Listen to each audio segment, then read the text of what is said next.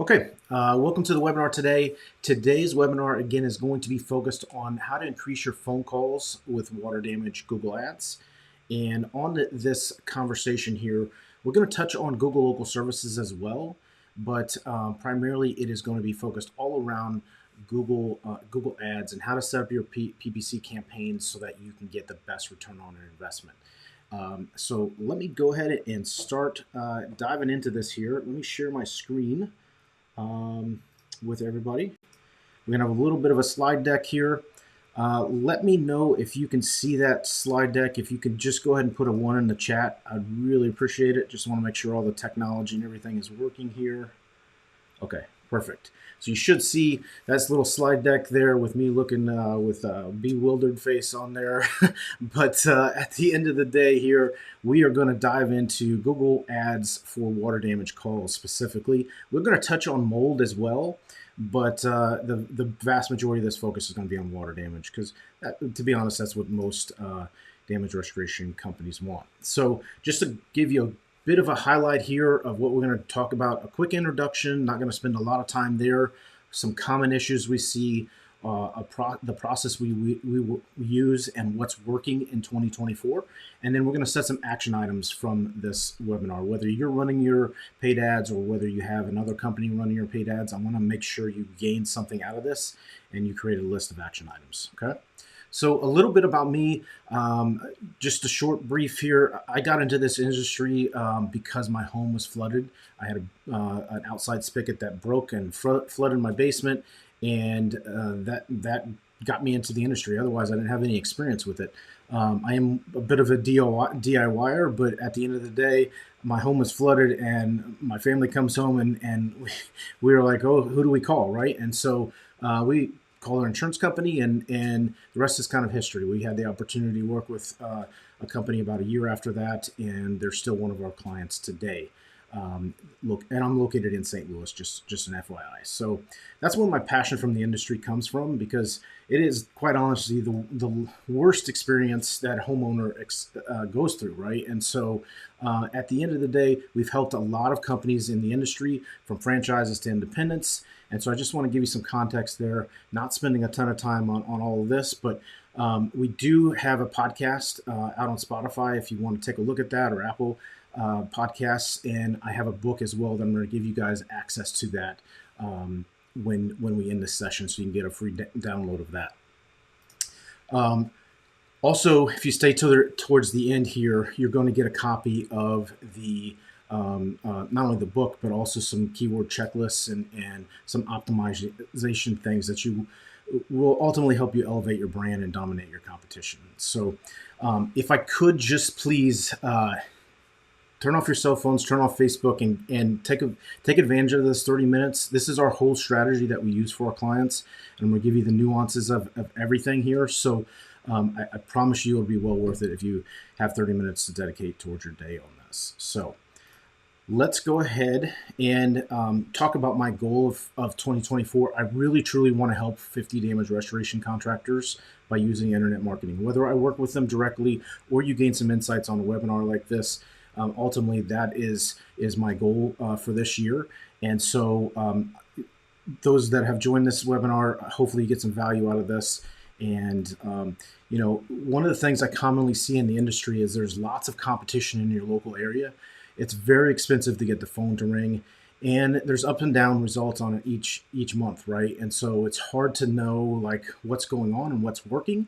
And ultimately, you don't have really a proven process to do that sometimes. And so maybe you've hired a marketing company and it didn't work out, or maybe you tried to do it yourself, and it's just it's very difficult in the water damage restoration industry, right? And part of that reason is because 10% of the restoration companies are getting around 90% of the jobs and revenue out there. And the reason for that is because most restoration companies don't have a plan in place or a marketing strategy in place to get those jobs coming into them, right? And so it's kind of ad hoc sometimes, or you work with referral partners, you do TPA work and those things. And so having that strategy is really important, because you can provide the most amazing services, but if nobody knows who you are, you're not going to be able to increase the amount of leads and increase the referrals that you get for your company, right? And the whole goal here is you become the best known company in your area and you show up online when people are looking for your services. It doesn't discount the referral partners you create and all of those things like that. But the important aspect here is you need to have a comprehensive strategy in order to do this. And so this is our strategy. Today, we're going to be focused on the Google Ads portion of it right here. But this is the overall strategy that we use for our clients to increase their visibility in their local market. So as I said before, we're going to talk about increasing phone calls for water damage Google Ads. We will touch on mold and fire. But I just want to recap a webinar that I did at the beginning of this year in January, that the main source of traffic is your free traffic, SEO, Google Maps, all of those sort of things. And then you have your paid traffic, right? And so today we're going to be focused in this green area here, which is called Google Ads or Google Pay-Per-Click, or it used to be called Google AdWords. They seem to be always changing these names and everything.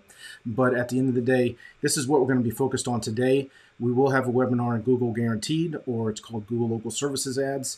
And the last webinar we did, we talked about SEO. And so there's going to be a recording of that. We'll get you access to where you can download all that and watch it. So, reminder of the free traffic things, just a quick point on this. That means your website, your Google Maps, YouTube, Bing, Apple, all of those places, right? Some of that you might feel like doesn't generate business for you, but I promise you, if you have a comprehensive strategy, it will generate business for you. Again, today's main point is going to be Google Ads, but here's some other paid traffic resources that or sources that our clients utilize, such as Google Local Services or Google Guaranteed, Facebook, Instagram, Bing, Yelp, and YouTube. And the smaller buckets down below are smaller buckets because that's where less of the traffic and less of the leads come through. But Yelp amazingly does work in some markets versus other markets it's invisible. So why paid search should be part of your internet marketing strategy? Well, to be honest, it's helps you show up quickly. All right. And so if you ever been to Disney World, you can get a fast pass, or Universal Studios or whatever, get a fast pass, you jump to the front of the line, right? And so you have to pay for that fast pass. And that's sort of like what Google Ads works like, right? And so, you have the ability to show up when your customers are looking for you, and you get to the top of the page, right? And so, some of this is actually a situation where you want to use different keywords and different geo modifiers for those keywords, like water restoration company, water restoration, all of those sorts of things. But at the end of the day, it's not unlimited as far as the scalability of it, right? And so you want to make sure that you have a strategy in place that's going to get you a return on investment, right? And so what we're going to talk about here is really this section right here in this funnel. So paid search and Google Local Services ads, organic is maps and things like that, and people looking for help. But this is the section we're going to pay attention today. Okay. So just some key takeaways here. Google Ads absolutely does work, but if you run into a situation where you spend a bunch of money and you don't get any phone calls on it, it becomes a huge problem for your business, right? And so, if there's anything that I would suggest to you is pay attention to this next section here. So if you are running Google Guaranteed, I just want to touch on this here.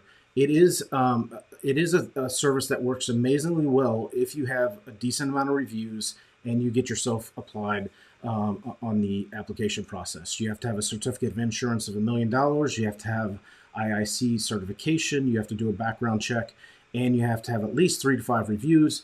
But most of the time, you have to have many more, right? And so I just wanted to touch base on this because it is a Google Ads platform, but that's not the main focus of this webinar today. So we will have our next webinar, I believe, is on Google Guaranteed, and so we'll dive into that a little bit more in depth. What we're focusing on today is Google Ads, and Google Ads are basically these text-based ads that you see that will typically, here's an example of one of our clients here, and basically will lead to a landing page or phone call click, okay? So let's dive into the nuance of this. As if you've ever ran Google Ads, there are many ways for these campaigns to fail. You can fail if you don't understand the auction process. And basically, what Google PPC is an auction. You're going to bid on a keyword, and if you don't understand the complexities of the industry or how expensive those keywords are or what keywords convert to phone calls, you're going to have a lot of issues there, right? And so the other thing I see where these campaigns fail is you set up one ad group, and I'll explain what an ad group is in just a second, but you set up one ad group and you target water, mold, fire, flood, all of these services in one ad group, and it makes it very difficult for Google to understand which is effective, which is not effective, okay? And so the other thing where I see these fail is you don't have specific text ads or landing pages related to the ad groups of keywords. So, for example, you have a landing page that you're trying to generate clicks to that covers mold, water, and fire on one single page, and it's too confusing. So when the person visits that page, it's overwhelming and it doesn't address their immediate need, right? So another important aspect here is that there's no strong call to action or offer on the page. So what I mean by that is you want to make sure your phone number is present. You want to make it easy for them to contact you, whether it's a phone call or form. And then you also want to let them know that you provide 24/7 services, or what the process is like once you call them, what happens next after that. So I'll show you examples of that. The other area is lack of negative keywords to block clicks that are unrelated to searches. So this is a huge problem. If you just run a Google Ads campaign and you don't have negative keywords to block off things that you don't want, such as boat flood damage or my car got stuck in water, like most of us are not going to do that type of work, right? Or PCs or tablets or all that stuff like that can generate clicks that will cost you money. And then finally, we want to make sure we're not sending our Google Ads traffic to our main website page. Think about it, on your main website. There's so much going on there, so many different menu items, so many different things. We want to make it super simple. So I'm going to show you what a landing page should look like here shortly. Are there any key takeaways that you want to share from those items? Was there something that have you experienced in running your Google Ads campaigns? Have you ran Google Ads campaigns to your homepage? If you want to comment there in the chat, you can add something in there. But if there's any key takeaways somebody wants to share, go ahead and share that on the chat there. Let me know if you have experienced some of these things. So what we're going to talk about right now is how to set up and structure your pay-per-click marketing campaign, to minimize the cost per lead and maximize the return on investment. Okay, yeah, so all of them. Yeah, thanks for that. It's a common problem. So how do we structure our campaign so we can minimize the cost per lead and maximize the return on investment? One of the biggest things I see is that when you set up a Google Ads campaign, you have to give data back to Google to whether that click is turning into an actual phone call and an actual qualified lead for you. And this is called conversion tracking.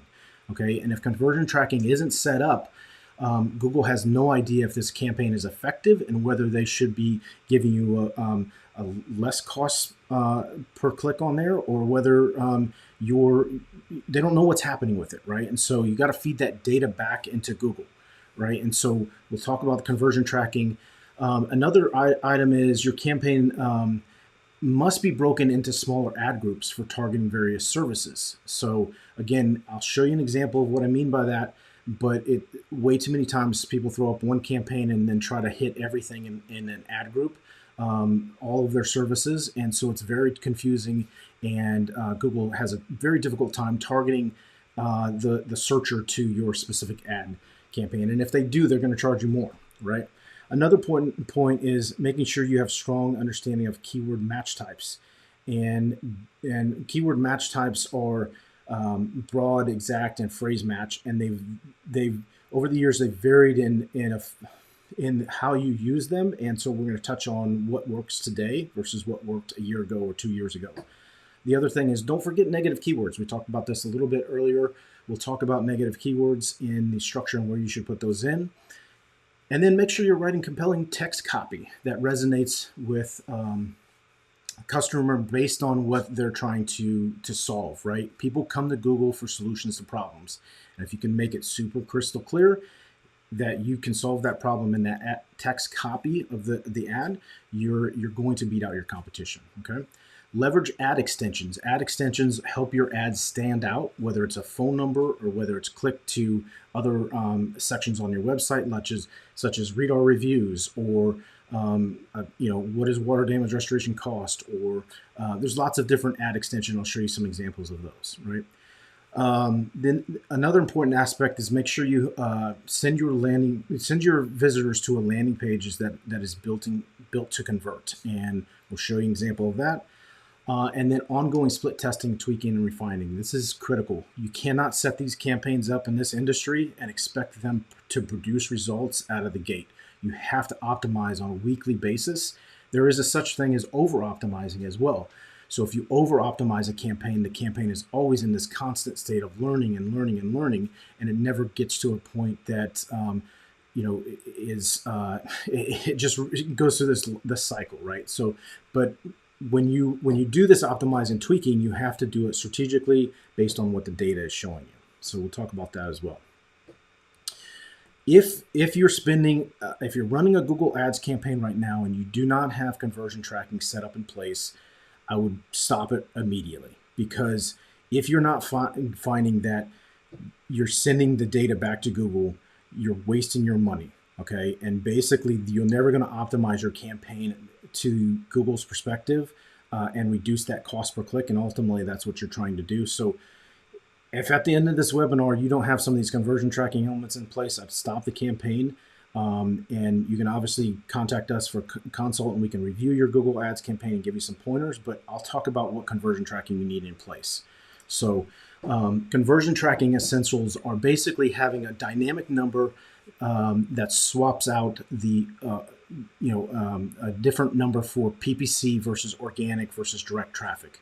And the reason why we need this is because we need to know how many calls are coming in to you from a specific ad campaign or type of service, such as Google Ads versus your Google Maps versus your Facebook ads if you're running Facebook ads, or if you're running Google Guaranteed.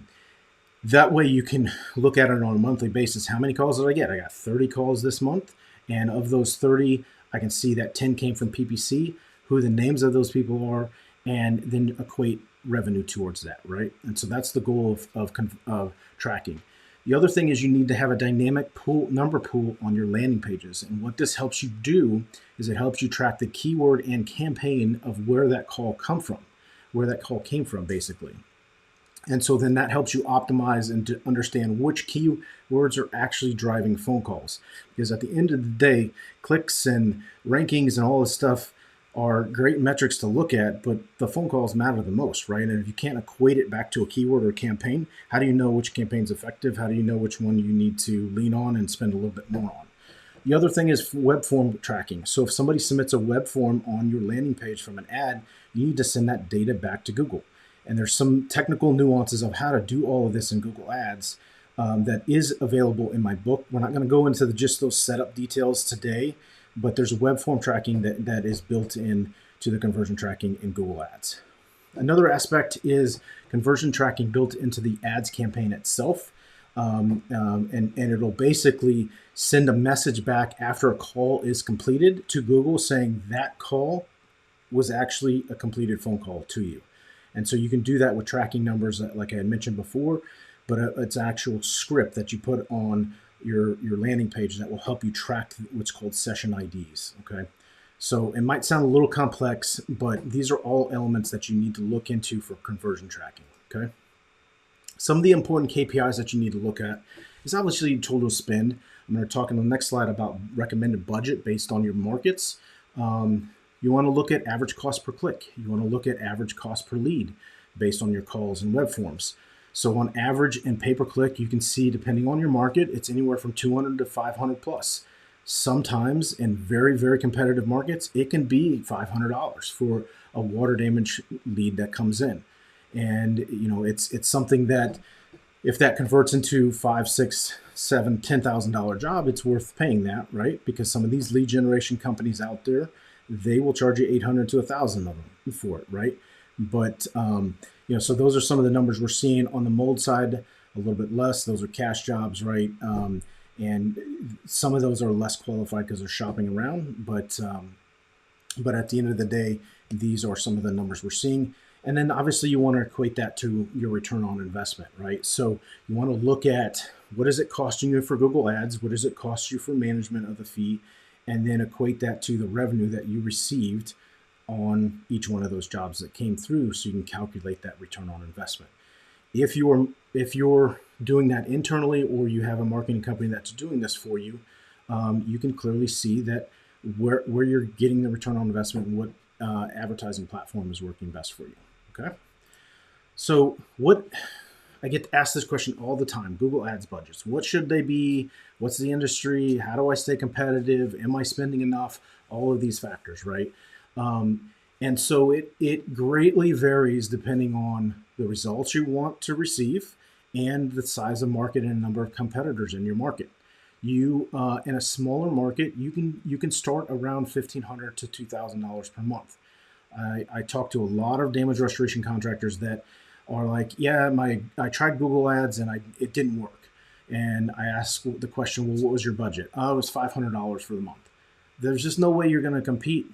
There's too many franchises and too many other independents out there that are willing to spend that money and be at the top of the page more frequently. And that, at the end of the day, is what's most important, is being at the top of the page when people are searching, right? And so you'll see in mid markets, 2,000 to 5,000, large markets, 5,000 plus. Now, this is just a gauge here of what you should be spending in order to get anywhere from 10 to 20 calls per month.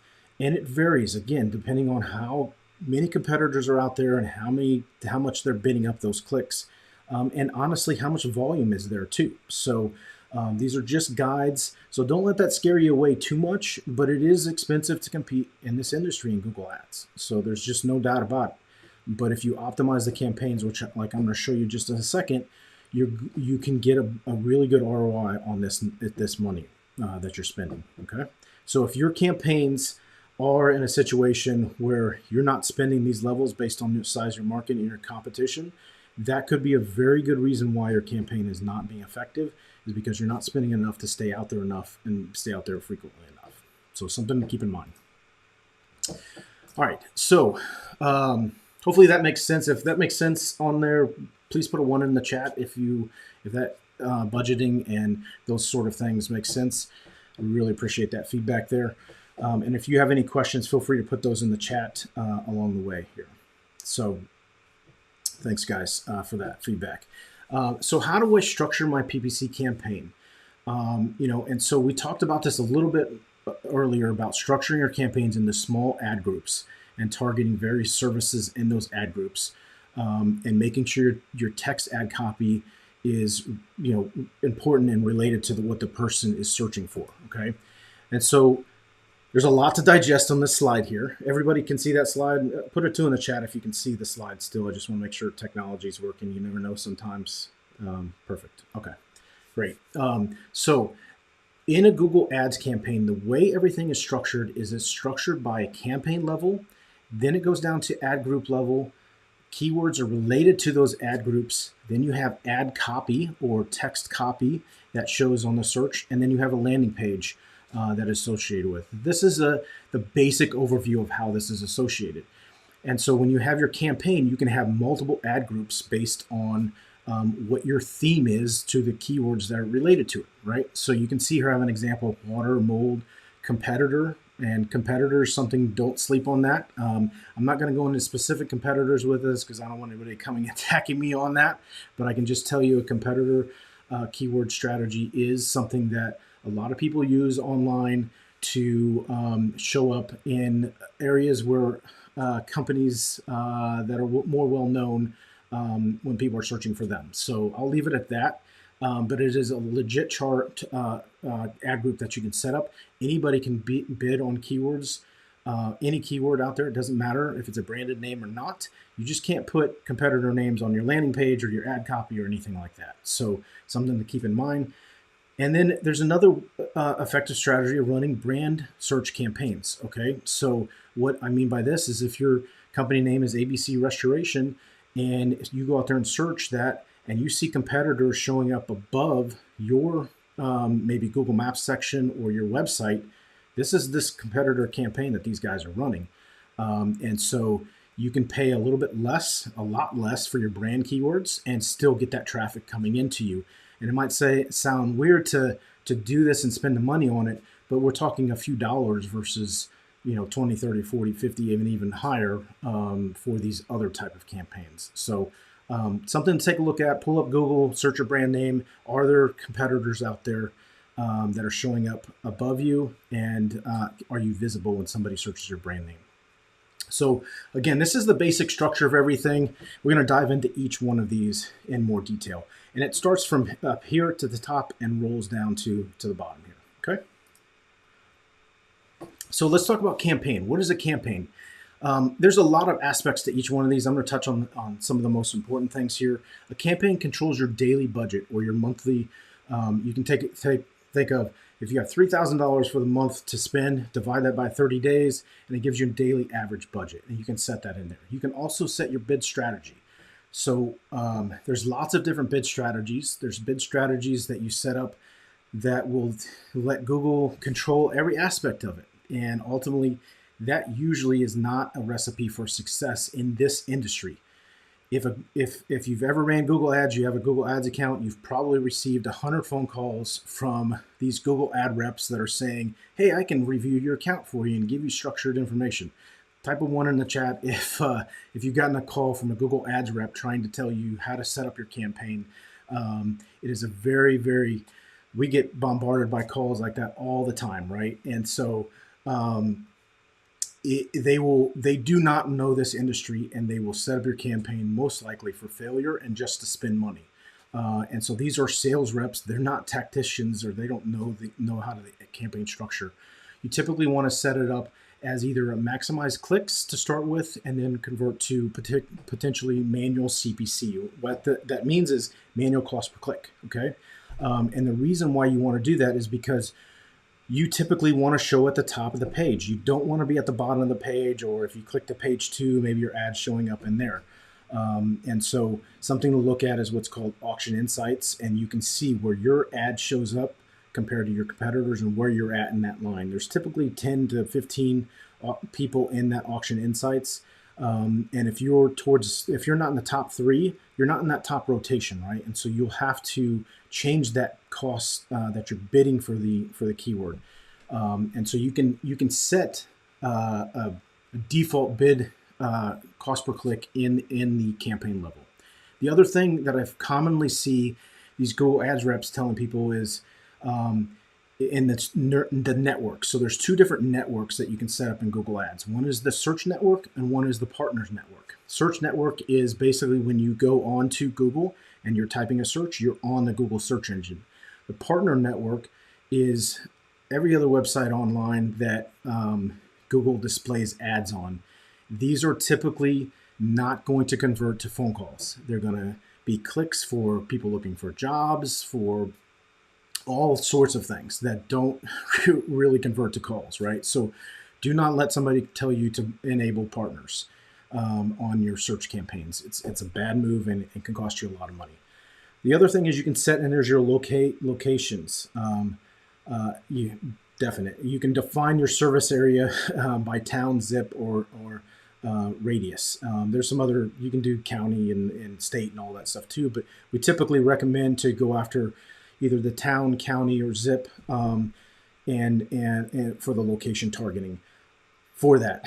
Now, here's an example. If you are in Houston and you have an ad budget of $2,000 and you say, I want to cover the entire metropolitan area of Houston, not going to work. You're just not going to show out there enough. Too many competitors. You have to be strategic with what your budget is versus your service area. Okay, and so you don't want to go in a situation like a big metropolitan area with a small budget, because Google is just going to show you out there a few times. You're going to get 1 or 2 clicks and you're gone. You're not going to show anymore that day. So be strategic on where you're targeting on your locations. Another thing to look at is device types. We mainly focus on the mobile side of things because primarily when people are looking for your services, that it's an emergency, they're going to pick up the cell phone, right? And so they're going to go on the mobile side. It doesn't mean desktop doesn't work, but we see more conversions on the mobile side. So that's the campaign structure. There's many other elements a part of it, but I wanted to highlight the big areas to look at there.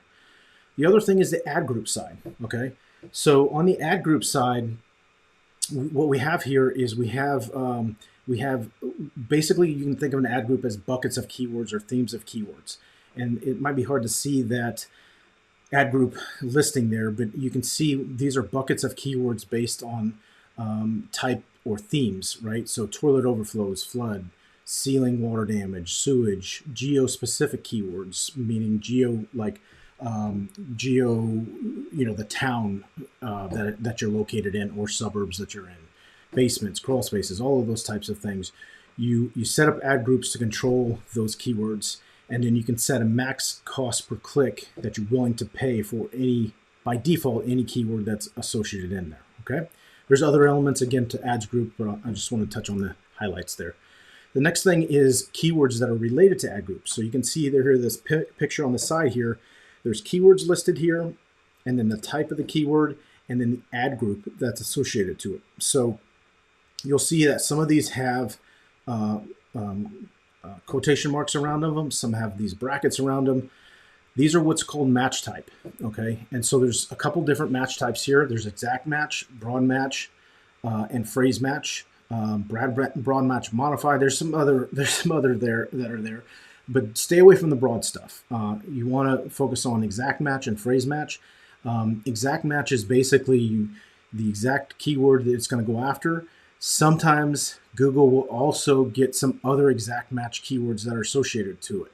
So this changed over the last year or so, where if you put in exact match in the past, you're only going to show up for that keyword, and there's no variations of that keyword. Now it exact match sort of works like phrase match used to. So you can have some variations on those, but make sure you do not use broad match, because you're going to get a lot of garbage in if you use broad match. And broad match would look like there's no quotations, there's no brackets, it's just this keyword in there, okay?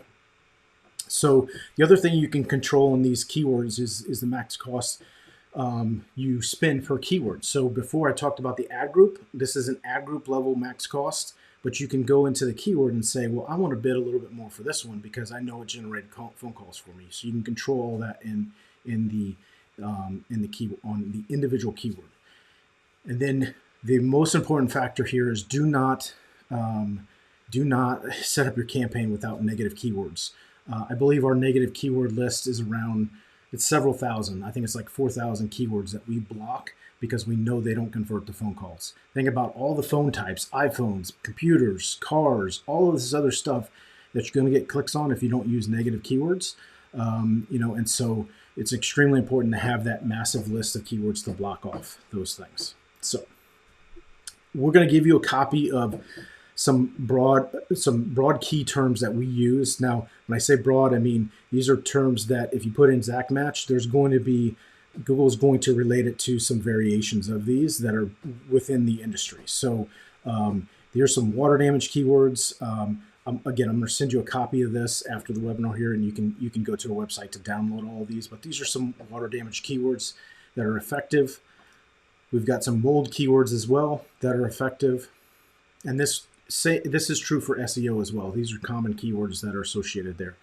And so when I said before, create themed ad groups or ad groups with keywords that are similar, this is what I mean by putting similar keywords in a specific ad group. So a water damage campaign, you don't typically want mold in there, right? But Google will do some matching. If somebody puts, I have mold from water damage, you're still going to get a click from that in a water damage campaign unless you have mold as a negative keyword. So it can get a little complicated there, but at the end of the day, you want to have them themed based on the keywords. Here's some fire, smoke, and soot keywords. And again, I'll get you copies of all of this in this list here that we're going to send out. Let's talk about ad copy. So ad copy can make and break your campaigns. You can set everything up, and then you get to this point, you can fail because you didn't address what people are actually searching for. And this is the visual component that they first see when they search in Google, right? So, you want to make sure you have a dedicated landing page that is associated to what they're searching about. If it's water, have a water landing page, mold, so on and so forth. I'll show you an example of what one looks like. In these ad copies, you can have 3 headlines, and typically each headline is not typically, but for sure, only each headline you can only have 30 characters, right? And so when you see here in this ad copy down below, this first section is headline 1, and the next section is headline 2, and then the last one is headline 3, okay? And so you can have multiple versions of them here, but what I usually recommend here is pin the first spot. So that way it's very relevant to the person that's searching. You can actually, there's a little button where you can press a pin to the first spot. Spots 2, usually you have a call to action or something there. You don't have to put a pin there, but what you want to do is have some variations like open 24/7 or accepting 24/7 emergency services in the town, so something like that. Typically spot 3 is not shown. It's typically not shown in the unless you're on mobile. So mobile will show spot 3, but desktop typically doesn't show headline 3. The other thing that you want to include is descriptions. So these can be up to 90 characters, and typically it'll be something, a short description about your service. And what I would do is put something associated to that main theme or keyword in that description. So you can see here that I did a search for water damage restoration, and this description has highlighted water damage and water damage restoration in there, right? And so you're going to get a better quality score for this ad. You're going to pay less to get a higher position if you make these headlines and descriptions very relevant to the keywords that are associated with them. Okay. You can also assign images in there. So have an image of your company. You can't have phone numbers in there. They'll reject the ad. But you can have different sorts of images in there. And then you can also put site links, phone numbers, call out snippets. All these are different things that you can assign in there. So these are site links here. You'll see this, what our clients say about us, emergency line, about us, contact us, those sort of things in the ad copy that you can click that will go to your landing page too. So if you aren't using these sort of things and you're just using description headlines, you're not going to have as good a quality score or as good conversions on the ads. As far as landing pages, this is an example of one of our clients that has a landing page, and ultimately the left side is desktop and you got the right side mobile. When you scroll down the page, that phone number is always present at the top, and we've got really highlighted call to actions there. So anything we want somebody to take action on, we make it a bright color, or in this instance, it's red. And so we use some reviews to place in there. We talk about our 4-step process here of what happens. And then when you scroll down that page, again, that phone number is always present there on top. So these are examples of some landing pages. Again, if you're sending your Google Ads traffic to your homepage, you're missing out, and that's going to cause probably some quality score issues. It's going to cause some conversion issues. And you notice here, there's not a bunch of menu links. They scroll down, and if you scroll down even further, it talks about their team. It talks about some reviews and so on and so forth. So these are important aspects you want to have on a simplified landing page and send your ads traffic to a simplified landing page. Okay. So talked a lot about everything so far. If you're still with me, yes. What do you mean by pin? Okay. So there is, when you go into the ad copy itself, there on the right-hand side of the ad copy, there is a little icon there that you can pin it to be in position 1, 2, or 3 on the actual ad copy in the ad itself. And so it'll be like a little blue pin, and you can pin it to position 1, 2, or 3 in there. So that's how you do that on the pin. Questions to ask your PPC provider or your internal team that's running these ads. So some of these, I won't go in depth on every single one of these, but how much is your budget versus how much is your Google ad spend versus your management fees? Sometimes people set up structures where you spend more, they charge you more. I think I don't agree with that, but that's how some people structure it. What type of tracking do they have in place? Are they using tracking for Google Ads and web forms? And are they separating their tracking from PPC to Google Ads? These are common questions and common mistakes if that I see in the industry. Okay. The other thing you want to make sure you're tracking performance KPIs that I talked about before. What's the average cost to generate the lead, right? Not just the phone call, but what is the average cost to generate the lead?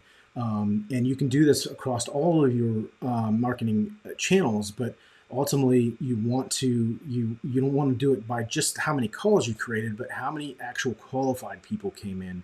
What did it cost you to generate that, right?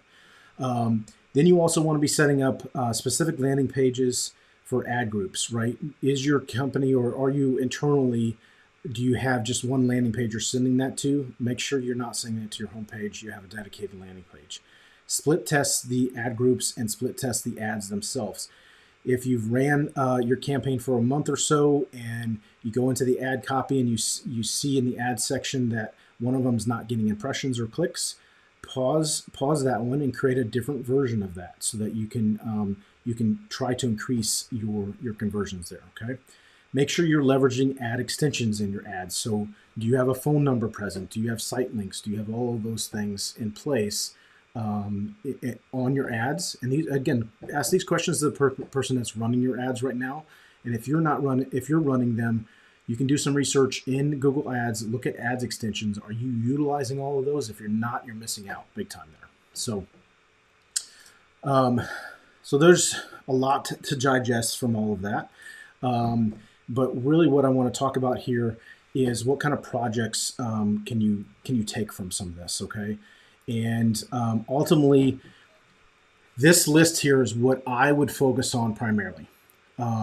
I would take your campaign and make sure it's split into different ad groups if it is not already. If you're running just one campaign and one ad group and trying to get all of your services in one ad group, definitely split that across, okay? I would set up optimized landing pages versus your homepage. Make sure you have a landing page that's set up. You can use lots of different softwares out there. You can even do it on your main website. Have your website designer create a simplified page that doesn't have the menu across. You want to set up your campaign and optimize it for conversions. So you want to have call tracking set up for your campaign, and you want to make sure that call tracking differentiates the different channels, right? You want to make sure that it's recording those calls, and then you're tracking the name associated with that call, so that you can see how many PPC calls you got and which of those actually converted to revenue, right? So set up some sort of Google Sheet for that. Monitor those calls or have somebody on your team monitor them. For each ad group, make sure you set up multiple text ads. So don't, when you do an ad group and you do your ad, make sure you have two different versions of that ad. So that way Google can determine which one is converting better than the other one. And if one is not converting, you can pause it and create a different version of it, okay? The next thing is you want to test different ad groups. Don't just run water, mold, and fire, but also test the brand, test the competitors, and test long tail keywords. So the keyword list I sent you has short tail keywords. There are 1 or 2 words in it or 3 words in it. Test long tail keywords like who do I call for a water damage issue? That's a long tail keyword that will have less volume or traffic to it. But if nobody's bidding on that, you get all of the traffic then, right? So those are important things that you want to test in your campaign. And then also test mobile only versus desktop and mobile together. By default, Google wants you to display your ads on desktop, mobile, and tablet, okay? But that's not always best for our industry. Most damage restoration companies are going to have it on desktop and mobile, and you can get a lot of fraud click on desktop. So test mobile-only campaigns. You'll get less volume, but usually higher qualified clicks and calls that way, okay? And also set up a negative keyword list for your campaign. And you will be surprised how much difference this makes in your campaign. And think about common question or common searches that people will have, that you can put in those negative keyword lists to block out your ads from showing for searches that you don't want it to show into. Okay. So last thing I would like to do is take a couple minutes here. What 3 things do you think is missing from your campaign? If you could just type in the chat there. Chuck out a question there. What's the easiest program to use to build a landing page? There's lots of landing page builders out there. One of probably the most commonly used or commonly known one is ClickFunnels. There's also lead pages. There is just using your website and making a simplified landing page on your website. You can do that. So if you have a website developer, like a WordPress website, you can make a simplified landing page in there. Hopefully that answers your question there, Chuck. You can actually search out there on Google landing page builder, and you'll get several different options out there. Some of them are way expensive. Some of them are less expensive. But hopefully that answers your question there, Chuck. Could somebody share with me one or two things that they would like, they have a question on, or that they felt like, maybe this is something I'm going to work on in your campaign that you are either running now or thinking about running, in the chat there? And if you don't have one, that's okay. But okay, yeah. So constant attention, creating landing pages for specific services, pay more attention to negative keywords. Landing page is my top action. Perfect. Yep. So perfect. Yeah, Chuck. Is there a situation now you're running ads, and is that going to your homepage? Is that what's going on? Yeah, to my website. Yeah. So that will typically lead to lower conversions, because you know how people are now. It's like squirrel moments. Like they go to a page, it's not simple for them to understand, and then they go off and they just click the back arrow and go back to something else, right? So that those landing pages really help to optimize that. Okay. So yeah, take some action on this. At the end of the day, never put off tomorrow what you can do today. If you don't have the time to do this yourself, obviously assign a team member or somebody like that. If you're interested in determining if we can help you or not, we've helped a ton of companies do this. And again, that's not the main purpose of this webinar. Hopefully you got some value out of it, but we do work with a lot of companies in the industry. Here's an example of one of our clients in Salt Lake City. They're getting an average of 40 calls per month, using a comprehensive approach for them. We've got another client who's been with us 5 years, doing very well, 83 calls per month on average. You've got another company here that has been with us now over 6 years, this client, and you can kind of see the volume that they're getting there on theirs, right? So if you want to schedule a call with me, you can go to restorationmarketing.com/calendar, and we'll set up a call. And if you want me to evaluate your Google Ads campaign, I will absolutely do that. You can give me read-only access, and I can give you some tips and pointers in there in that campaign. But ultimately, what you need to have is a strategy for your company, not just to run Google Ads, but ultimately to increase the visibility of your company, right? And so when somebody's out there searching on Google for your services, you want to show up. And so it's a multi-pronged strategy in order to do that.